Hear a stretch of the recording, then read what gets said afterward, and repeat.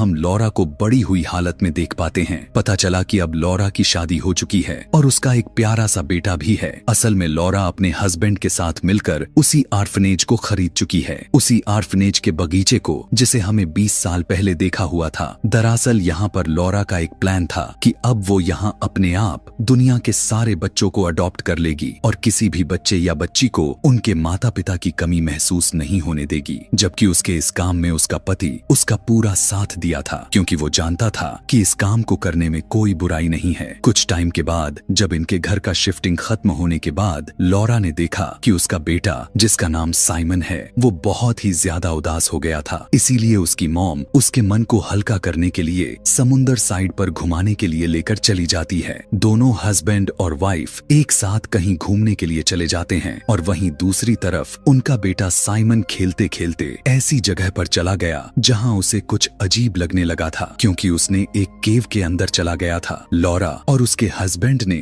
जब साइमन को इधर उधर नहीं देखा तो वो परेशान हो गई। बाहर आकर साइमन अपने मॉम से कहने लगा कि अंदर मैं एक बच्चे के साथ खेल रहा था, वो मेरे साथ खेल रहा है, आज से मैं उसका दोस्त बन चुका हूँ, उसका नाम टॉमस है। अपने बच्चे की ऐसी बातों पर ज्यादा ध्यान नहीं देती और उसको भी लेकर अपने घर वापस आने लग जाती है। उसी टाइम दिखाया जाता है कि साइमन रास्ते में अपने घर आते हुए सीपियां यानी सी सेल्स फेंकते हुए चलता चला जाता है, क्योंकि टॉमस उसके घर आए तो इसी सी सेल्स का पीछा करते करते उसके पास चले आए। खैर, इसी तरह से दिन बीतता चला गया और इसी बीतते हुए दिनों के साथ साथ दिखाया गया कि साइमन की हालत खराब होता चला जा रहा था। हालत खराब होने का मतलब यह था कि वो दरअसल किसी न दिखने वाली चीजों या लोगों से बातें करने लग चुका था। अब यह कितना सच था और कितना सही था वो हमें इस कहानी में ही पता चल जाएगी। लॉरा और उसके हस्बैंड को ऐसा लगता था कि शायद वो अपने इमेजिनरी दोस्तों से बातें करता होगा, क्योंकि इस एज में सभी बच्चे अपने दिमाग में खुद की दुनिया में बनाए हुए डॉल्स या अपने बनाए हुए बच्चों के साथ खेलता